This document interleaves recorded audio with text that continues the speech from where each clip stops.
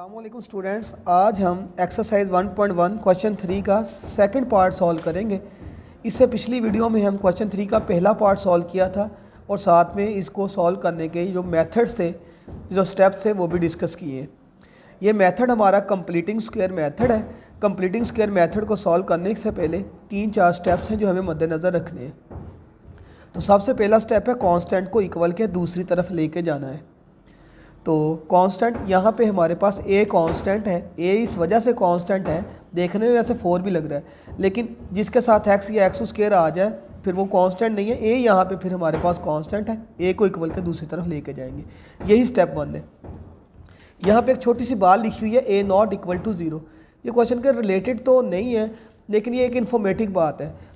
यहाँ पे ए और बी, इसका मतलब ए जो है वो 0 नहीं हो सकता। यहाँ पे ए के जगह कुछ और हो सकता है, जैसे 1 हो, 2 हो सकता है, 3 हो सकता है, 4 हो सकता है, 5 हो सकता है, यानी कि वो 0 नहीं हो सकता। अगर फ़र्ज़ करें वो 0 हो गया है तो 0 होने से क्या होगा, मैं सारा दोबारा लिखता हूँ। ए एक्स स्क्वायर यानी कि a x square plus 4x minus a equal to 0। अगर मैं कहूँ जी ए 0 है तो फिर यहाँ पे भी 0 आ जाएगा, एक्स स्क्वायर वैसे ही जमा 4x माइनस 0 आ जाएगा। तो 0x स्क्वायर से मल्टीप्लाई कर 0 plus 4x minus 0 equal to 0, 4x is equal to 0 आए। देखें क्वेश्चन किस नोयत का था, स्टैंडर्ड फॉर्म में था, क्वाड्रेटिक इक्वेशन था। अगर a 0 होगा तो a के 0 होने की वजह से वो क्या बन गया, वो एक सिंपल लीनियर या सिंपल एक एक्सप्रेशन बन गया, यानी कि x is equal to 0 four, तो x का आंसर डायरेक्ट ही आ जाएगा फिर तो 0। तो इस वजह से स्टूडेंट्स ये इन्फॉर्मेटिव बात थी कि आप लोगों के पास जो a है वो 0 नहीं है, a 0 के अलावा कुछ भी हो सकता है। अब हम मेथड पे आते हैं। हमारा मेथड कंप्लीटिंग स्क्वायर है। तो कंप्लीटिंग स्क्वायर मेथड में सबसे पहला काम होता है कांस्टेंट को इक्वल के दूसरी तरफ लेके जाना। तो यहाँ पे a कांस्टेंट है, तो मैं सबसे पहले a को दूसरी तरफ लेके जा रहा हूँ, यानी कि solve a x square plus 4x equal to a। ये स्टेप 1 है। स्टेप 2 में ये होता है स्टूडेंट्स कि आपके पास एक्स स्क्वायर के साथ जो भी आ जाए वो रिमूव करना है। यहाँ पे एक्स स्क्वायर के साथ ए आ रहा है तो यहाँ से हमें ए को रिमूव करना है किसी न किसी तरह से। तो रिमूव करने के लिए, यानी ख़त्म करने के लिए, यहाँ पे 1 बनाने के लिए हम इस पूरी इक्वेशन को जो चीज़ भी एक्स स्क्वायर के साथ है उसी से डिवाइड करवा देते हैं। तो मैं इसी को रीराइट कर लेता हूँ एक बार, a x square plus 4x equal to a। तो मैं इस पूरी इक्वेशन को a से डिवाइड करवा देता हूँ। क्यों, एक्स स्क्वायर के साथ a है, इस वजह से मैं पूरी इक्वेशन को a के साथ डिवाइड करवा देता हूँ। तो यहाँ पे भी a आ जाएगा, यहाँ पे भी a आ जाएगा और यहाँ पे भी a आ जाएगा। यहाँ पे हेडिंग बन जाएगी डिवाइडिंग बाय a। ठीक है, पूरी इक्वेशन को a के साथ डिवाइड करवा दिया। डिवाइड करवाने के बाद यहाँ पे आपके पास a से a कैंसिल होकर यहाँ पे एक्स स्क्वायर बच जाएगा प्लस 4/a x बच जाएगा, और इसी तरह से a के साथ a कैंसिल आउट होके 1 आ जाएगा। बहुत सारे बच्चे 0 लिखते हैं, 0 नहीं लिखना। जब डिवीजन में यानी कि ऊपर नीचे कटिंग होती है सेम की तो 1 आता होता है। इससे नेक्स्ट टाइम स्टूडेंट्स हम लोग क्या करेंगे, अब हाफ ऑफ x पुट करेंगे, यानी कि हम x का हाफ पुट करेंगे। स्टेप 1 में कांस्टेंट को इक्वल के दूसरी तरफ लेके जाना है।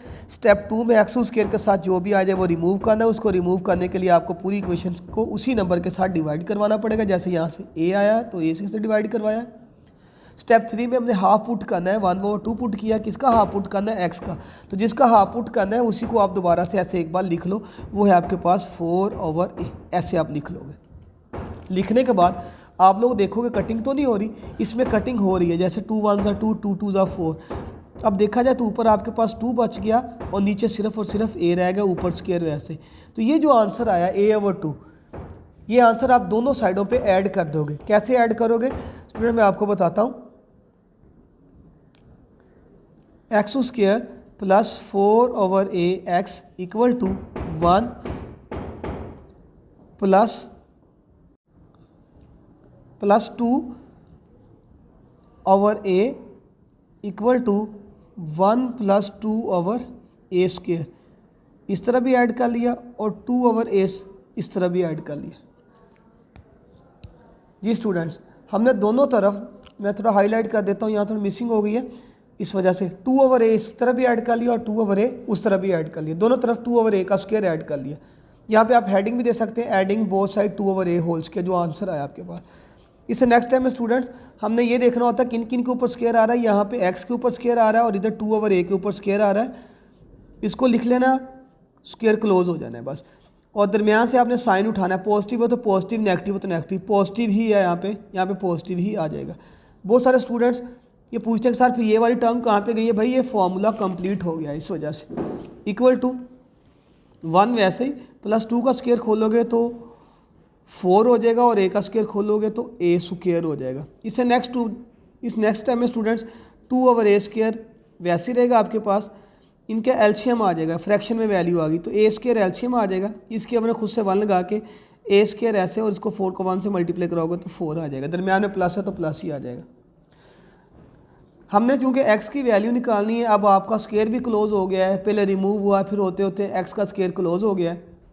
अब हम इसको स्क्वायर को कैंसिल करने के लिए इससे नेक्स्ट टाइम में दोनों तरफ स्क्वायर रूट ले लेते हैं, यानी कि आप इस तरफ भी स्क्वायर रूट ले लें और इस तरफ भी स्क्वायर रूट ले लें और यहाँ पे हेडिंग लिख दें टेकिंग स्क्वायर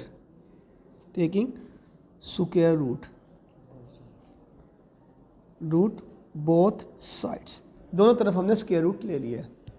अब स्टूडेंट्स ये इसके साथ कैंसिल आउट होके x प्लस 2/a वैसे ही आ जाएगा।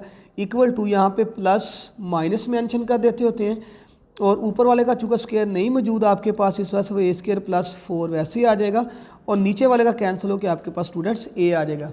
अब मैं बताता हूँ, बहुत सारे स्टूडेंट्स ये बात करते हैं कि सर वो ऐसे लिख देते हैं कि वो भी a स्क्वायर का a हो जाएगा प्लस 4 का 2 हो जाएगा और इसका a हो जाएगा, जो कि गलत बात है।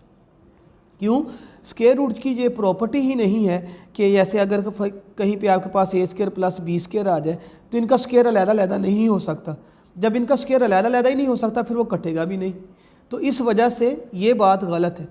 ठीक है, ऐसे आप लोगों ने कटिंग नहीं करनी। तो इस वजह से ऊपर डायरेक्ट इसका स्क्वायर मौजूद नहीं है, तो इस वजह से वो वैसे का वैसे ही आ गया। a स्क्वायर का डायरेक्ट मौजूद है, उसका a आ गया।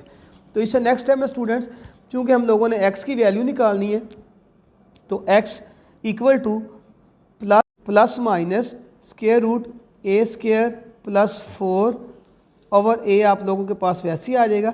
ये इधर पॉजिटिव का 2 है, उधर जाकर नेगेटिव का 2/a हो जाएगा। क्योंकि हमने x की वैल्यू निकालनी है, इस वजह से x को सेपरेट करना है।